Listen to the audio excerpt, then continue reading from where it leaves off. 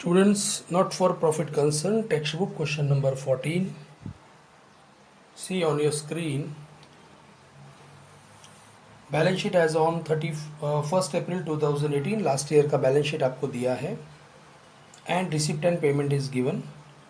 So in last year balance sheet capital fund, bank loan, outstanding bill of drug is there and asset में building है, ambulance है, then stock of drug है, hospital equipment और cash in hand. So these are the information given and with the help of that हमें सबसे पहले बनाना है हमारा इनकम एंड एक्सपेंडिचर अकाउंट और balance sheet. Okay, as you know that पहले बैलेंस शीट हमको दिया है. सो बैलेंस शीट का जो भी पोस्टिंग है उससे पहले शुरुआत करते हैं. कैपिटल फंड आपको पता है, कैपिटल फंड आपका लाइबिलिटी में आ जाएगा 11 lakh. After that bank loan is given, that is also come to your liability 6,50,000.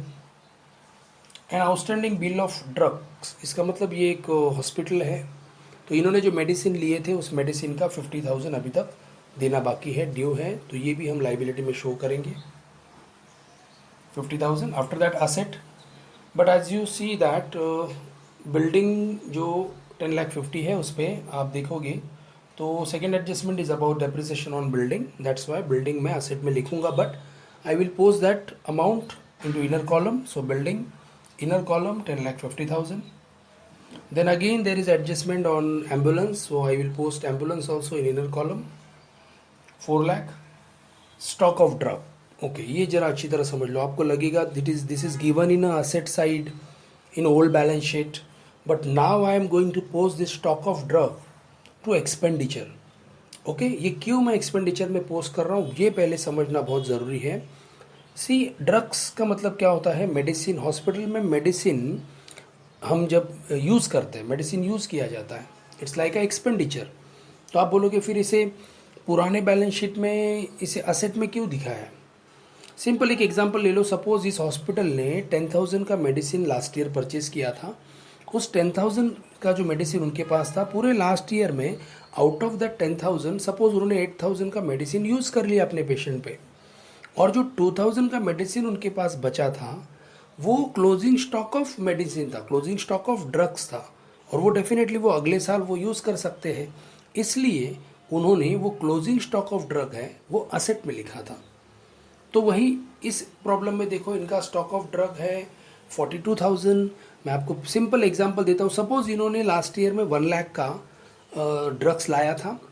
Out of that 1 lakh जो ड्रग्स थे उसमें से उन्होंने अराउंड 58,000 के ड्रग्स सपोज यूज़ कर लिए, और 42,000 के ड्रग्स उनके पास बचे हैं. जब 31 मार्च 2018 आया तब उनके पास वो 1 लाख में से 58,000 के ड्रग्स इन्होंने यूज़ कर लिए और 42,000 के ड्रग्स बच गए. अब जो बचे हुए ड्रग्स है वो तो फेंकेंगे नहीं बाहर, ऑब्वियसली वही ड्रग्स अगले साल ये लोग यूज़ करने वाले हैं. That's why closing stock of last year will be used in the beginning of this year. तो ये जो स्टॉक ऑफ ड्रग है, ये जो इनके पास मेडिसिन पड़ा है, ये मैं क्योंकि ये यूज़ होने वाला, यूज़ होके ख़त्म होने वाला है, इसलिए मैं इसे ये 42,000 को एक्सपेंडिचर में लिखूंगा इनर कॉलम में. क्यों इनर कॉलम में? आपको दिखेगा प्रॉब्लम में बाद में इन्होंने और ड्रग्स परचेज किए हैं. ओके, इसलिए मैं इसे इनर कॉलम में लिखूंगा. So to opening drugs, opening stock of drug है 42,000. तो आगे जब इसके बारे में एडजस्टमेंट आएंगी मैं एक्सप्लेन कर दूंगा आपको. आफ्टर दैट उधर है देखो hospital equipment, but no adjustment on hospital equipment, so it will be go to the asset side and directly to the outer column. And as you know that in my previous video lectures also I explain you that कि आपके balance sheet में जो भी cash होता है वही आपके receipt और पेमेंट में ओपनिंग भी वही कैश होता है, वो आपको नहीं लेना है. तो ये जो कैश इन हैंड है 4,000 हम उसको नहीं लेंगे, वो आपको किधर भी शो नहीं करना है. तो देखो मैंने उस पर एक क्रॉस मार्क डाल दिया. ये हमेशा याद रखो, ओपनिंग जो भी बैलेंस रहेगा रिसिप्ट और पेमेंट का वो नहीं लिया जाता है, cash in hand, cash at bank वो नहीं लिया जाता है. और इसी तरह बैलेंस शीट में अगर असेट साइड में cash in hand, cash at bank रहेगा तो वो नहीं लिया जाता है. नाउ मेरा ओल्ड लास्ट ईयर का जितना भी बैलेंस शीट पोस्टिंग का ख़त्म हो गया. Now I am moving to my receipt and payment, और रिसिप्ट और पेमेंट में मैं सबसे पहले देख रहा हूँ, देखो सब्सक्रिप्शन है, दैट इज़ 2,22,000। हाँ, बिफोर दैट एक फर्नीचर का, हाँ और एक बात, और एक हमारा ये एंट्री थोड़ा वापस ले लेता हूँ मैं एक्सप्लेन करने को। देखो बैलेंस शीट पोस्टिंग होने के बाद आपका काम क्या होता है, आपका काम होता है रिसिप्ट और पेमेंट में, वो जो पेमेंट साइड है, पेमेंट साइड में अगर कोई असेट है तो आप पहले उस असेट को या तो मार्क कर लो। इससे पहले वाले लेक्चर में आपने देखा होगा पेमेंट साइड में मुझे क्या क्या असेट दिख रहा है। देखो पेमेंट साइड में मेरा परचेस ऑफ ड्रग असेट नहीं है, मैंने अभी आपको बता दिया। सैलरी असेट नहीं है, हॉनरेरियम टू डॉक्टर भी असेट नहीं है, रिपेयर्स हमारा असेट नहीं, लेकिन फर्नीचर हमारा असेट है। और ये जो बाय बैलेंस कैरी डाउन मतलब ये कैश होता है, जैसे ओपनिंग बैलेंस ऑफ कैश है वैसे क्लोजिंग बैलेंस ऑफ कैश है। ये दो मेरा असेट है, तो वो दो असेट मैं पहले पोस्ट कर देता हूँ, सो दैट पेमेंट साइड में जो भी बचा है वो सब कुछ मेरा एक्सपेंडिचर में चला जाएगा। दैट्स वाई पहले इधर इसलिए फर्नीचर का पोस्टिंग करते हैं। और देखो फर्नीचर सीधा आउटर कॉलम, बिकॉज उस पर कोई एडजस्टमेंट नहीं है। और ये फर्नीचर देखो अभी रिसेंटली परचेज किया है। Then balance 2,400 now. तो ये यही इसी तरह आप स्टेप फॉलो किया करो। पहले posting of old balance sheet, then whatever given in your payment side, if those are assets, उनको आप असेट्स में लिख दो, सो दैट अभी जो भी कंटेंट आपके रिसिप्ट और पेमेंट में है ये सब आपके इनकम एक्सपेंडिचर में जाएंगे। अब हम आते हैं सब्सक्रिप्शन पे। देखो कोई एडजस्टमेंट नहीं है, so outer column 2,22,000। Life membership fee, लेकिन उस पर एडजस्टमेंट है तो इनर कॉलम में लिखेंगे। Then hospital receipt into bracket revenue. अब बहुत सारे बच्चों को ये भी कन्फ्यूजन है, ये रिवेन्यू और कैपिटल क्यों लिखा जाता है। सिंपल है, देखो बच्चों, रिवेन्यू का मतलब ये जो इस ऑर्गेनाइजेशन को पैसा मिला है, हॉस्पिटल रिसिप्ट, ये इसे इनकम ट्रीट करने वाले हैं। तो आपको जब भी रिवेन्यू लिखा होगा सिंपली आपको उसका पोस्टिंग इनकम में करना है, इनकम एंड एक्सपेंडिचर के इनकम साइड में करना है। और अगर ब्रैकेट में कैपिटल दिया होगा तो इसका मतलब they are not going to use that money in current year, they will keep it aside for future, तो हम लाइबिलिटी में लिखेंगे। तो ये आप हमेशा याद रखो, किसी भी रिसिप्ट के ब्रैकेट के अंदर अगर रिवेन्यू लिखा होगा तो आप उसको इनकम में लिखोगे, और अगर कैपिटल लिखा होगा तो आप उसका एंट्री लाइबिलिटी में करोगे। सो फिलहाल हॉस्पिटल रिसिप्ट के ब्रैकेट के अंदर रिवेन्यू लिखा है तो मैं उसे इनकम में पोस्ट करूँगा। 5,10,400।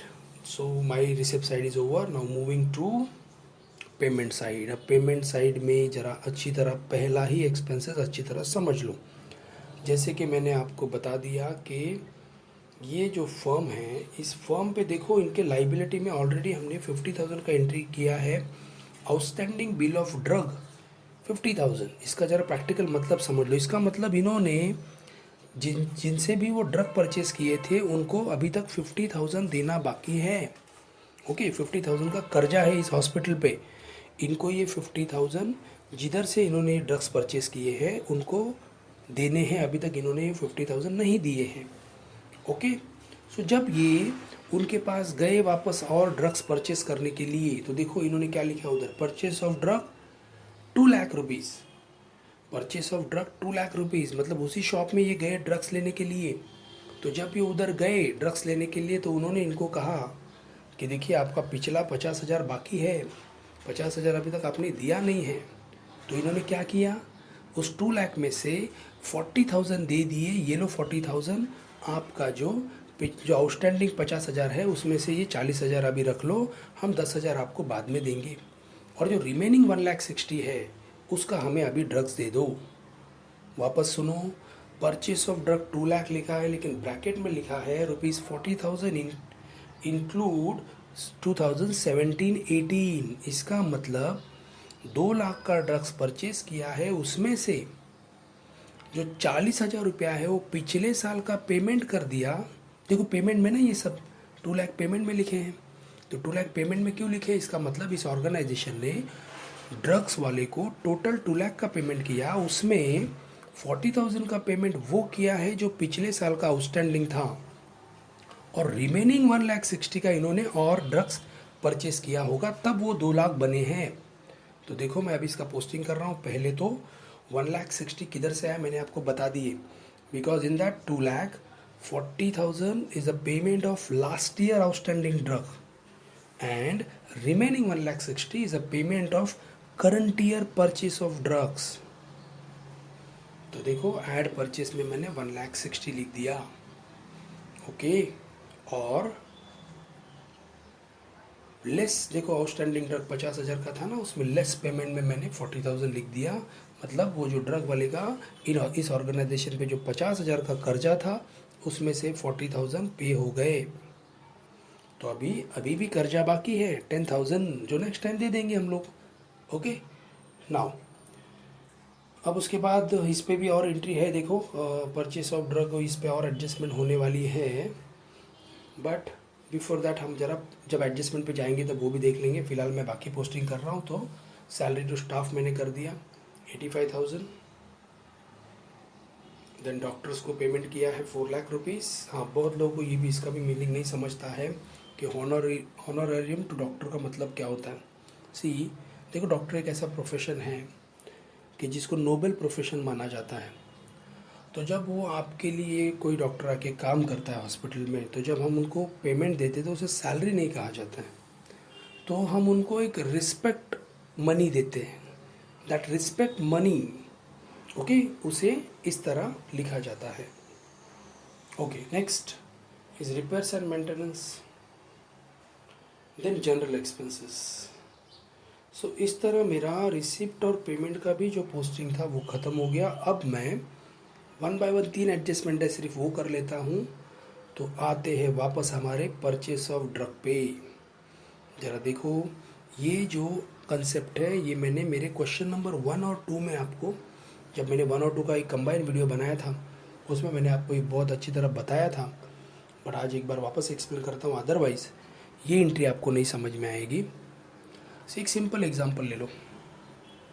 सपोज़ आपके घर में आपके मम्मी ने 10 kg राइस परचेज़ किया मार्केट में जाके, बट बिफोर दैट वो 10 kg राइस परचेज़ करने से पहले ऑलरेडी आपके घर में 2 kg राइस पहले से था, ओके। तो मम्मी ने मार्केट में जाके और 10 kg राइस परचेज़ किया, सो दैट आपके घर में अभी कितना राइस बन गया, टोटल कितना राइस का स्टॉक हो गया, पहले का 2 kg और अभी मम्मी ने परचेज़ किया 10 kg, मतलब आपके पास अभी टोटल 12 kg राइस का स्टॉक है। और मंथ जब ख़त्म हो गया तो आपके पास सिर्फ 1 kg राइस बचा, जब पूरा मंथ ख़त्म हो गया, ओके। वापस मेरा एग्जांपल सुनो। आपके घर में पहले से 2 kg राइस का स्टॉक था, फिर मम्मी मार्केट गई, मम्मी ने मार्केट जाके और 10 kg का राइस परचेज़ किया, टोटल राइस का स्टॉक आपके पास हो गया 12 kg। और जब मंथ ख़त्म हो गया तो फाइनली मम्मी ने जाके देखा तो आपके पास अभी सिर्फ 1 kg राइस है। इसका मतलब अगर आपको कोई पूछेगा कि पूरे मंथ में आपने कितना राइस कंज्यूम किया, कितना राइस आपने पूरे मंथ में खाया है, तो कैसे निकालोगे? Simple, 2 kg plus 10 kg 12 kg हो गया। अब 1000 बचा है वो हम माइनस करेंगे, तभी हमें पता चलेगा ना हमने कंज्यूम कितना किया है। सो 12 minus 1 kg you will get 11 kg। इसका मतलब पूरे मंथ में आपने 11 kg राइस कंज्यूम किया। वही चीज़ हमें इधर करनी है, क्योंकि देखो इस कॉलम का नाम ही है expenditure. What is the meaning of expenditure?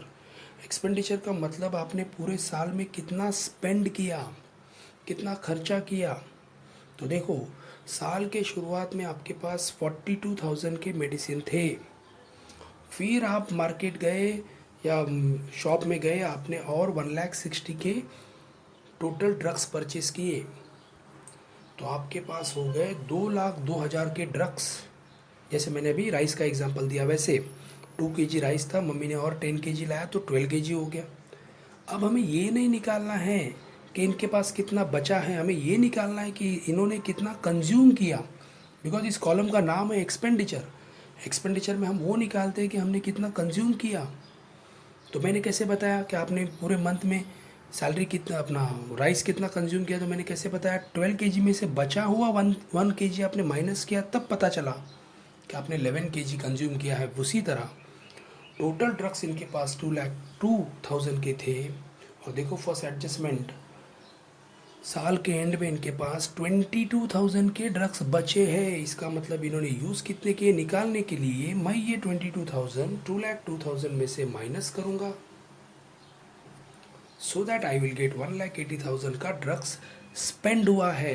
तो 1,80,000 का ड्रग्स हो गया एक्सपेंडिचर। ओके, तो याद रखो जब भी इस तरह closing stock of material, closing stock of stationery, closing stock of drugs आएगा तो वो आपको इस तरह लेस करना है एक्सपेंडिचर में से, तभी आपको एक्चुअल एक्सपेंडिचर अमाउंट पता चलेगा। और ये जो क्लोजिंग स्टॉक है अभी बताने का ज़रूरत नहीं, जैसे पिछले बैलेंस शीट में क्लोजिंग स्टॉक ऑफ मेडिसिन था, क्लोजिंग स्टॉक ऑफ ड्रग्स था 42,000, वैसे अभी करंट बैलेंस शीट में आ जाएगा क्लोजिंग स्टॉक ऑफ ड्रग 22,000। इस तरह हमारा पहला एडजस्टमेंट ख़त्म हो गया। तो भी मैं सजेस्ट करूँगा जिनको भी ये और अच्छी तरह समझना है तो मेरा जो फर्स्ट वीडियो है क्वेश्चन नंबर 1 और 2 वो एक बार आप देख लो, आपको ये पूरा कंसेप्ट मैंने उधर एक्सप्लेन किया है, समझ में आ जाएगा। Moving to second adjustment depreciation, ये तो एकदम सिंपल, अभी आपको फाइनल अकाउंट देखने के बाद ये आराम से समझ में आया होगा। तो बिल्डिंग पे 5% डेप्रिसिएशन आ जाएगा 52,500, आउटर में 9,97,500, और एम्बुलेंस का डेप्रिसिएशन ऑलरेडी दिया है 30,000, सो 3,70,000। दोनों डेप्रिसिएशन का कंबाइंड एंट्री मैं एक्सपेंडिचर में करूँगा क्योंकि अपने लिए खर्चा है, एक्सपेंसेस है। So to depreciation 52,000 plus 30,000 82,500। And last adjustment is life membership fee to be capitalize. Capitalize का मतलब मैंने बताया था, देखो ये सब चैरिटी ऑर्गेनाइजेशन होते हैं, इनके पास रेगुलर इनकम नहीं होता है, तो जब भी इनको कभी लमसम में ज़्यादा पैसा मिल जाता है तो ये पैसा वो लोग फ्यूचर के लिए साइड में निकाल के रखते हैं, उसे हम कहते हैं कैपिटलाइज। तो इनके पास जो लाइफ मेंबरशिप फीस का 30,000 आया था वो पूरा 30,000 इन्होंने कैपिटलाइज किया, मतलब फॉर फ्यूचर इन्होंने इसे साइड में निकाला है। तो मैं पहले इसको इनकम में से माइनस कर रहा हूँ, आउटर में नील, और इसको मैं कैपिटल फंड होना चाहिए था, कैपिटल देखो उसमें मैं ऐड करूँगा। ओके, बाद में करते, बिकॉज अभी डेफिशिट या जो आएगा सरप्लस आएगा उसके बाद ही हम लोग इसको आउटर में लिख सकते हैं। सो इस तरह देखो प्रॉब्लम में जितने भी ओल्ड बैलेंस शीट का पोस्टिंग हो गया, रिसिप्ट और पेमेंट का जो था वो पोस्टिंग हो गया, सब एडजस्टमेंट मैंने कंप्लीट कर दी। तो अब मैं क्लोज करने जा रहा हूँ मेरा income and expenditure, and I can see that my expenditure side is heavier.